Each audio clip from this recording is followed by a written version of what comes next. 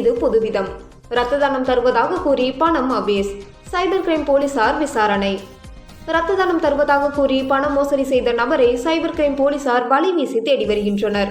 புதுவை வில்லியனூரை சேர்ந்தவர் மருத்துவமனையில் சிகிச்சை பெறும் தனது தந்தைக்கு ரத்தம் தேவை என்று சமூக வலைதளங்களில் பதிவு செய்துள்ளார்.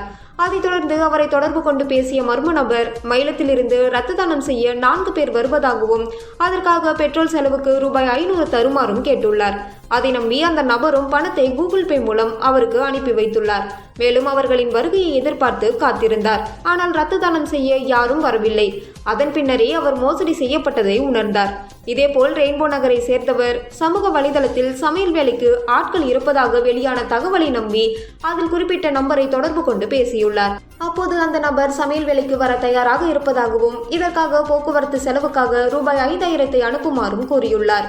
அதை நம்பி ரூபாய் 5000 ஆன்லைனில் அனுப்பியுள்ளார். ஆனால் ஆட்கள் யாரும் வராததால் அவர் மோசடி செய்யப்பட்டதை அறிந்தார். புதுக்குப்பத்தை சேர்ந்த நபர் சமூக வலைதளத்தில் மோட்டார் சைக்கிள் விற்பனைக்கு என்று கூறப்பட்டுள்ளதை பார்த்து அதை வாங்க ரூபாய் 44,000 ஆன்லைனில் அனுப்பி ஏமாந்துள்ளார். லாஸ்பேட்டையை சேர்ந்தவரிடம் வீட்டிலிருந்தே வேலை என்று கூறி ரூபாய் 88,000 வில்லியனூரை சேர்ந்த பெண்ணிடம் ரூபாய் 55,000 மோசடி செய்யப்பட்டது. இத்தகைய மோசடிகள் தொடர்பாக சைபர் கிரைம் போலீசார் வழக்கு பதிவு செய்து விசாரணை நடத்தி வருகின்றனர்.